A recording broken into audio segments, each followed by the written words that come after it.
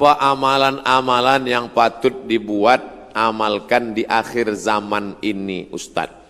Tidak ada amal yang paling afdal dilaksanakan di akhir zaman ini selain daripada zikir. Karena yang paling banyak melalaikan kita, Twitter, BBM, WhatsApp, FB, Twitter, browsing, launching, surfing, macam-macam, membuat kita lalai daripada Allah SWT.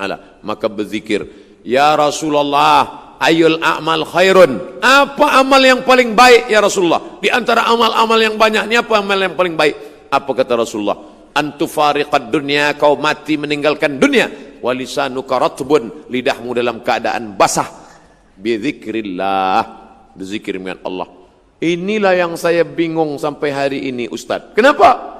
Ustaz Anu kata zikir paling elok subhanallah. Ustaz ini kata zikir paling baik Allah Allah. Ustaz ini kata zikir paling bagus astaghfirullah. Ustaz ini pula berkata zikir yang paling eloknya astaghfirullah. Lalu satu pun belum saya amalkan. Pilihlah salah satu. Kalau kau nak amalkan astaghfirullah, baik. Man lazimal istighfar, sesiapa yang memperbanyak istighfar, ja'alallahu lahu min kulli dhiqin makhraja, setiap kesempitannya dibagi ke lapangan, wa min kulli hammin faraja, kesusahan hatinya diberikan Allah jalan keluar, wa razaqahu min haitsu la yahtasib, diberikan jalan dari yang tidak disangka-sangka. Saya istighfar saja, baik. Saya solawat saja, Allahumma salli ala sayyidina Muhammad. Baik. Man shalla alayya salatan, siapa yang berselawat satu kali, sallallahu alaihi biha asyara, Allah balas 10 kebaikan. Wa hutat anhu asyara sayyiat, ditutupi 10 dosa kesalahan. Wa rufi'at lahu asyara darajat, dinaikkan 10 darajah tingkatan. Kalau banyak berselawat, dinaikkan 10 darajah tingkatan. Banyak-banyak berselawat. Guru saya mengasihi saya, subhanallah bihamdihi subhanallahil azim subhanallah. Baik, tak salah. Banyak-banyak zikir. Jangan sampai putus zikir. Zikir ni hisnul hasin, menjadi benteng tembok kita. Masuk ke hutan, pergi ke tempat macam-macam, datang hantu setan, jin mengganggu, maka tak ada tempat lain daripada zikir. Puncak daripada zikir, zikir itulah yang akan menolong kita nanti saat malaikat maut mencabut nyawa. Datang zikir yang selalu kita sebut itu, membuat kita menyebut akhir kalam la ilaha illallah. Apa hukum jadi tukang make up kawin, juru solek? La tabarrujna tabarrujal jahiliyatil ula, janganlah bersolek-solek jahiliyah.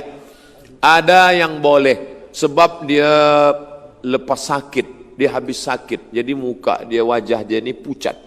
Kalau nampak kita dalam gelap, kita pun lari membaca ayat kursi 2-3 kali.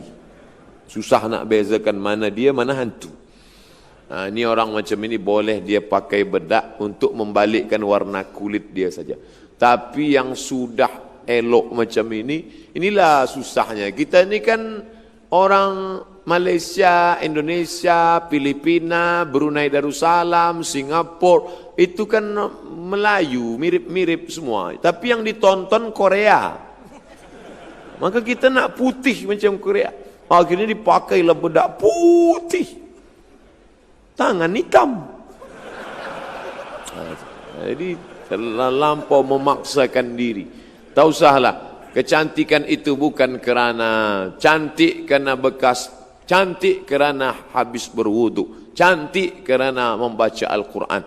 Itu yang mesti dijaga. Jadi sebaiknya perbuatan-perbuatan yang macam ini, andai pun dapat duit, tak ada barakah. Padahal yang kita minta ni barakah. Kalau minta akidah, salamatan fid din. Kalau badan, wa'afiatan fil jasad. Kalau ilmu, waziyadatan fil ilmi. Tapi kalau rezeki, wabarakatan fil rezeki. Kita minta barakah. Tak ada barakahnya. Duit itu tak ada barakahnya. Duit apa? Duit hantu dimakan setan. Ustaz Somad, semoga Allah merahmati Ustaz Syahlu Alfian. Amin. Macam mana kita mengenal Allah 100% ibarat tidak kurang tak lebih, boleh menjurus atau khusyuk mengerjakan solat. Bagaimana kita mengenal Allah? Mengenal Allah melalui sifat 20. Itulah akidah Asy'ari, Abul Hasan Al-Asy'ari. Wujud, qidam, baqa, mukhalafatul lil hawadits, qiyamuhu bi nafsihi, wahdaniyah, qudrat, iradat, ilmun, ayat, sama, basar, kalam. Makanya dulu ulama membuatkan sifat 50, 20 sifat wajib, tambah sifat mustahil, tambah sifat jaiz, tambah sifat nabi, tambah mustahil bagi nabi. Itu ulama Ahlus Sunnah wal Jamaah supaya mengajarkan dia, karena Allah tidak berupa. Kalau dipejamkan mata nampak hitam, putih, merah, hijau, kelabu, itu bukan Allah. Walam yakul lahu kufuwan ahad. Dari mana dia tahu? Mukhalafatuhu lil hawadis. Banyak-banyak laksanakan, beriman, beramal, berilmu, makan halal. Allah yang menurunkan khusyuk. Khusyuk itu bukan dari kita, dari Allah. Tapi yang menyiapkan cawannya kita, yang menyiapkan gelasnya kita. Kita siapkan dengan ilmu, Allah yang menurunkan. Wallazi anzalas sakinata fi qulubil mu'minin. Dia yang menurunkan sakinah, khusyuk ke dalam hati orang beriman. Boleh jadi yang berbicara khusyuk ini lebih tak khusyuk. Boleh jadi dia tidak tahu tentang khusyuk, tapi Allah bagi dia khusyuk. Kenapa? Karena hati dia bersih. Siapkan ilmunya, Allah akan berikan. Tapi kata Syekh Ali Tontawi, khusyuk itu kata dia paling tidak connecting, tak putus antara mulut dengan hati. Bismillahirrahmanirrahim. Makanya solat itu mulut bergerak. Datang tabi'in bertanya kepada Khabbab ibnul Ars, ya Khabbab, ya, Nabi itu kalau solat mulutnya bergerak atau tidak? Kata Khabbab, Nabi kalau solat mulutnya bergerak. Dari mana kamu tahu? Bittirabi lihyatih, aku tengok jenggotnya bergoyang. Ini sekarang ada orang solat diam. Tak apa dia baca. Ajalah Allahu Akbar kabira walhamdulillahi katsira wa subhanallahi bukratan wa asila. Mulut dengan ini. Fahami apa yang dibaca. Saya tidak suruh hafal satu persatu, hafal artinya, enggak. Bila ada yang menghafal artinya baik, tak salah. Tapi kalau sampai dia tak hafal, tapi paling tidak dia paham. Inna salati wa nusuki wa mahyaya wa mamati lillah la syarika lahu wa bidzalika umirtu. At-tahiyatul mubarakatus shalawatut thayyibatu lillah. Dari tempat wudu ke dalam masjid jangan lagi tasbih. Tak boleh tasbih. Nabi melarang tasbih. Tasbih. Tak boleh tasbih. Kenapa? Merusak khusyuk. Dari tempat wudu tasbih, bukan tasbih, tasbih. Subhanallah, subhanallah. Datang orang sebelah kita nak bertanya, esok jadi macam mana kita pejabat? Subhanallah, subhanallah, subhanallah. Jaga hati. Qul amru rabbin nas, malikin nas, ilahin nas, Allahu Akbar. Macam naik kereta juga. Kadang-kadang udah agak-agak lari ke tepi, naikkan balik. Naikkan balik. Harus sentiasa waspada, harus sentiasa. Begitulah khusyuk itu dari awal sampai akhir. Selepas salat tetap juga kita khusyuk. Selepas salat tetap zikir, tak pernah putus. Nah ini, itulah mengapa dibuat tulisan-tulisan Arab, tasbih di tepi rumah, di tepi jalan. Supaya apa? Mata melihat, telinga mendengar. Inna sam'a, telinga mendengar. Wal basar, mata memandang. Wal fuad, berpikir, merenung. Ini tiga ni tak boleh putus. Telinga mendengar, mata melihat, hati merenung. Nah, ini masuk dari telinga ke hati, masuk dari mata ke hati. Maka melihat tulisan-tulisan cantik ini, Masya Allah, la haula wa la quwwata illa billah. Apa bacanya? Entah, tak tahu. Fahiya ilal alqani fahum muqmahun wa ja'alna min baini aydihim saddan wa min khalfihim saddan fa aghshaynahum fahum la yubsirun. Surat Yasin. Masya Allah. Di akhir, apa cara pembersih hati? Sakitnya apa? Sakitnya hasad. Doakan orang yang hasad itu. Awak hasad pada siapa? Pada dia. Sebab apa awak hasad? Sebab kereta dia baru.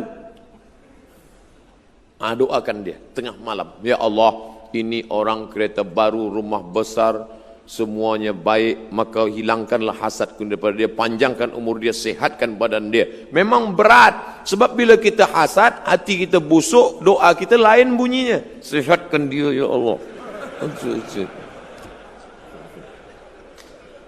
Setiap malam bayangkan wajah dia. Saya haters yang selalu membuli, mengejek saya di internet itu saya doakan semua. Ya Allah, semua yang mencaci maki, menghamun aku di FB, di YouTube itu, panjangkan umur dia, murahkan rezeki dia. Mana pernah saya lawan? Pernah tak tuan puan tengok saya balas dia caci maki? Tak pernah. Sebab apa? Saya tak tahu password. Semua admin. Itu kita, jangan sampai kita dikuasai oleh teknologi ni. Kita mesti maka doakan. Tapi dia ni Ustaz, oh ini ujian. Kita mesti doakan dia. Anak kita berkawan baik, sama-sama satu sekolah, sama-sama baik, tapi rupanya jodoh berkata lain. Anak dia lebih dulu nikah. Datang marah kita, datang hasad, kita tetap datang. Datang jemputan walimah nikah dia, tetap kita doakan. Barakallahu lakuma wa baraka alaikuma wa jama'a bainakuma fi khair. Bersihkan hati.